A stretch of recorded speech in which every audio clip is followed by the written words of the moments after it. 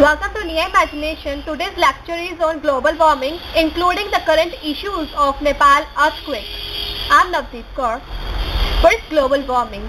An average increase in Earth's temperature. Warming takes place because the amount of greenhouse gases in the atmosphere is rapidly increasing due to human activities.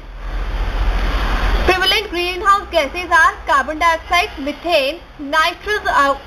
These three greenhouse gases are very dangerous. Others like oxygen and nitrogen do not have this effect of global warming. Global warming. Since Industrial Revolution, carbon dioxide in the atmosphere has gone up by 40%. Worldwide consumption of fossil fuels, for example petrol, diesel, coal, has increased drastically. Deforestation also reduces the absorption of carbon dioxide.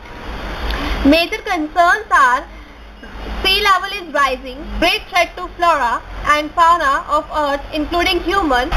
Growing concern over global temperature has led to different countries to draw out a plan of action for this situation. The United Nations Framework Convention on Climate Change at Earth Summit at Rio de Janeiro in 1992. Treaty was adopted on December 11, 1997 at Kyoto Protocol. It was held in Kyoto, that's why its name is Kyoto Protocol. 39 industrialized countries commit to reduce their emission by 5.2% of 1990 levels by 2012. Another is Copenhagen Summit in 2009. It was first global agreement of 21st century to control global warming, the gravest challenge to humanity. Let's take a question. Which of the following is not a natural hazard? Earthquake, it's natural hazard. It's natural disaster. Tsunami, it's natural. Flash floods are also natural. Nuclear accidents are not natural hazards. Volcanic eruptions affect atmosphere, hydrosphere. It affects atmosphere but not hydrosphere. Hydrosphere and biosphere, lithosphere, biosphere and atmosphere. It affects all three: lithosphere, biosphere and atmosphere. Lithosphere is related to our Earth. Okay? Lithosphere, hydrosphere, atmosphere. Hydrosphere is not the answer. What is climate change? Climate change refers to the variation of Earth's global or regional climate over a long period of time, whether due to natural variability as a normal change or as the result of human activities.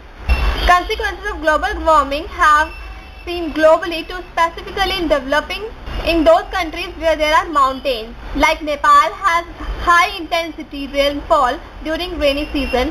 It resulted heavy floods, landslides and soil erosion.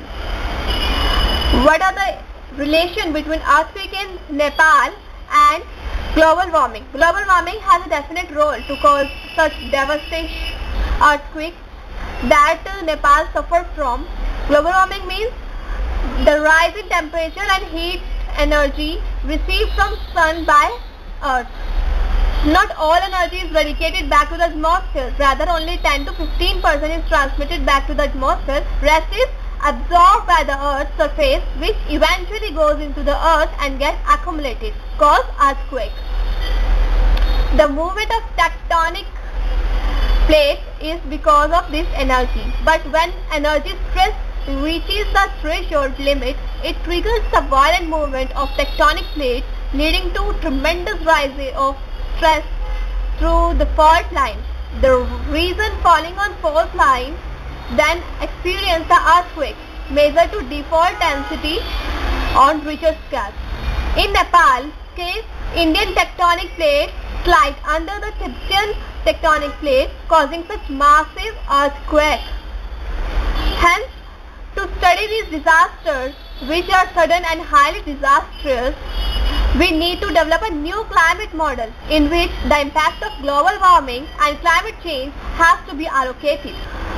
So far, studies on earthquake have been based on tectonic plate movement It's a traditional criteria to study earthquakes, which I have already explained.